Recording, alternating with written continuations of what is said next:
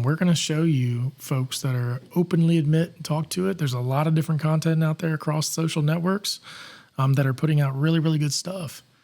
And what you should see from the group and the collective of all of it is that maybe we all suffer from it. Maybe it's just a part of life. So what do we do with that? Welcome to the Focal Flip Podcast. Every week we take a deep dive into the mystery and stigma behind mental health and explore real-life stories of struggle and triumph. We aim to educate and encourage others as we bring together a diverse group of guests. From the streets to sanctuaries, classrooms to boardrooms, mental health does not discriminate, neither do we. Prepare to laugh, prepare to cry, prepare to be changed. Let's get into it. All right. Hey, everybody. Welcome back to the Focal Flip Podcast. Solo episode. I'm just kind of waking up this morning. Had some things on my heart and on my mind last night. Wanted to do an episode kind of just talking about a little bit on the state of mental health in America. So what I've kind of been tasked with, that I've tasked myself with was, I'm a big numbers person. I'm a statistics person.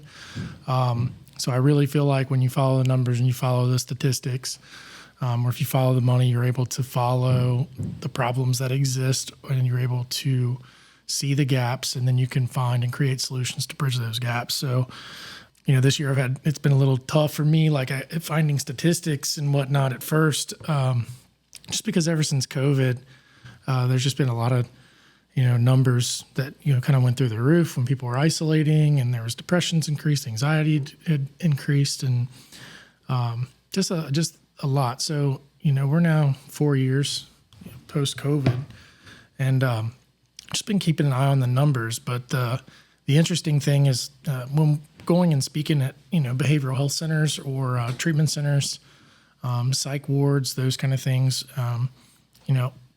here locally, I've seen a little bit of an influx, So when you see that and you actually are out in the field and you talk to these people firsthand, and me encountering what I encountered and went through that myself, it's alarming. When I saw the statistics, we were at, I'll go ahead and start with some of these statistics just so everybody can get an idea of kind of where we're at. So this is from the Mental Health of America. Their 2024 key findings, and which this number is pretty shocking. It's 23% of adults experienced a mental illness in the past year, equivalent to nearly 60 million Americans. That's up 10 million. When you look at percentages and you look at 1 in 5 as being 20%, okay, and then you go up to 23% and you look at the population of America, we're looking at 3% uptick, and we're really close to being 1 in 4. So when you put that in perspective, I'm 1, there's 2, there's 3, somebody was right here, 1 of the 4 has mental health. Ta-da! That's me. But the more that we sit and have these conversations, I seek people out that aren't necessarily struggling or diagnosed with anything mental health related. I think you can see through the focal flip perspective and the shift and the conversations that we have, that we all struggle with it in some way, some form or another. So statistics will help prove that. Today, in a world and a society where people are a little unsure on what numbers are being released or what's real or what's not real, you still have to go on the numbers that are out there. And then if you're in the field, you can report back what you see in the field, and say, all right, this is, okay, why is this happening in specific ways? So here we go. 23% of adults experienced a mental illness in the past year, equivalent to nearly 60 million Americans. 5% of adults and 13% of youth reported experiencing serious thoughts of suicide. In 2022, had the highest number of deaths by suicide ever recorded in the United States of America. 1 in 5 youth had at least one major depressive episode in the past year. Over half of those who did receive treatment, only 65% said it helped them. So when it comes to over half, nearly 3 million youth did not receive treatment. 18% of adults in the U.S. had a substance use disorder in the past year. 77% of them did not receive treatment. 1 in 4 adults with frequent mental distress could not see a doctor due to cost, a 2% increase over the last report. 10% of adults and 8.5% of youth still have private insurance that does not cover mental health. And then this one's what'll shock you. So when you hear statistics and you hear numbers, and you follow that and you follow trend lines, and then solutions folks understand this very, very much. But then in the bottom corner, and I'll show this little infographic because it comes from Mental Health of America, there are 340 people for every one mental health provider in the United States. I see those numbers, and sometimes when you see something that's like, let's say 22%, it's increased to 23%. That's a lot. When this is the totality of our population, the country, it's huge. So when things are going up and you see distress and you have pandemics and those kind of things, you're in isolation. You tend to want to drink alcohol more, or maybe use substances more, or try to find something that's going to fulfill you in your mind so you can feel satisfied and not scared. So here's there was another one here, because clearly all of you who know why I started Focal Flip, was to destigmatize mental health and bridge gaps through education. Okay. So some of the biggest questions that people have are, why do people not get treatment? Okay. In the state of Kentucky, we do have a good group of mental care providers. So the access to mental health in the state of Kentucky is good. Here's the numbers on why people did not get treatment. So these are some of the reasons for people not receiving treatment. And we'll start with youth, because I think that's important. This is youth aged 12 to 17 with a past year major depressive episode. 86.9% of youth in the United States of America between ages 12 and 17 thought that they should have been able to handle their mental health, emotions, or behavior on their own. 87%. 59.8% worried about what people would think or say if they got treatment. 57.8% worried that information would not be kept private. 55.5% did not know how or where to get treatment. So there we go. If they don't know how or where to get treatment, we got the World Wide Web. We need content. We need information. We need people. We need people to step outside the box digitally and get out here and say, hey, we're here.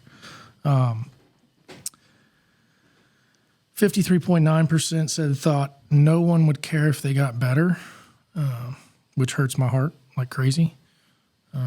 Even when I was going through my stuff, I still knew that people cared if I got better.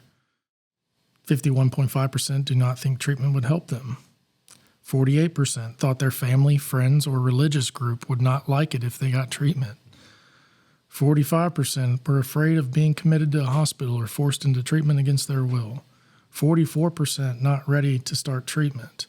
39.4% thought they would be told they needed to take medication. 34.8% did not have enough time for treatment. 33.3% thought it would cost too much. 30% could not find treatment program or healthcare professional they wanted to go to. 24% had problems with things like transportation, childcare, getting appointments at times that worked for them. And it keeps going down the list. Some of the good thing, health insurance would not pay enough costs for treatment. That says 8.8. I'm not sure. I'm sure they cover a lot. But anyways, so when you look at things called stigmas, all right, and if you do not understand the smothering power of stigma, these kids aged 12 through 17 across all of America, this are their reasons as to why they did not receive mental health treatment. So when you think about stigmas, think about these percentages, okay? They're worried about what people would think or say if they got treatment, okay? That's a stigma. That's a stigma. You ask yourself, why are they worried about what people would think or say if they got treatment? Because it's shown as a form of weakness, as a form of craziness. When we're going over numbers and this many people suffer from it, it tells you, it's telling you. And these are the areas where we have to get better. I think in the state of Kentucky, it's 370 to 1 when it comes to mental health provider to client ratio or something like that. When you think about the importance of mental health and you think about what all goes into the holistic care of it, it's intense. It's intensive. There's so much that's involved with it, and it's often coupled with other things, and it's a trickle-down effect. So we clearly need to be better, but we also need to maintain boundaries with folks who are harmful to us or our families, but we need to have some compassion here. We need to have some empathy here, and then we need to have an all-out blitz on letting these youth and children know that it's okay. They're not crazy. Their circumstances and environments kind of end up conditioning them to have these type of thoughts and feelings. So counselors, therapists, I mean, y'all, clearly it's all hands on deck, and they're working their tail off. Every time that I speak to somebody in the mental health services industry, they continue to say, yeah, demand is high. Demand is high. Demand is very high. And it is. It's high. I mean, I see it from everywhere. The cool thing is that there's solutions to it. You know, the key to all of this stuff is awareness. We handle in our youth, like school districts around here are starting to bring in counselors even heavier. They're invested into these children because these children are struggling. When children struggle, you're going to struggle as an adult. Whether that manifests itself through emotion externally or not, there's going to be an internal conflict. So when I bring these stats up, it's not like for doom and gloom stuff.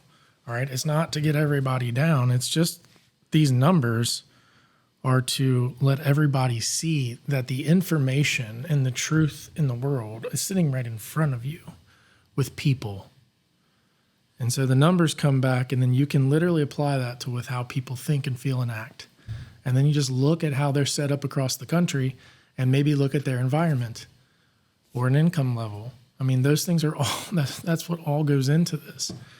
And then we haven't even talked about the medicines and stuff, because I don't think it necessarily needs to be talked about. I think that the stigmas are so smothering. I think that people struggle deeply inside, and they have a really, really hard time externalizing that. And I want to help with that. I want that to be better. So we're going to go all hands on deck on this sucker and just start tackling these stigmas one by one, and hope that maybe one day, we'll partner up with somebody else across the country and we'll go viral with these things, and it'll just become the norm. But it's not the fact that by admitting these kind of things that you're weak. You're actually incredibly powerful. You're very strong. You're very strong when you admit this stuff. There's no form of weakness when it comes to that.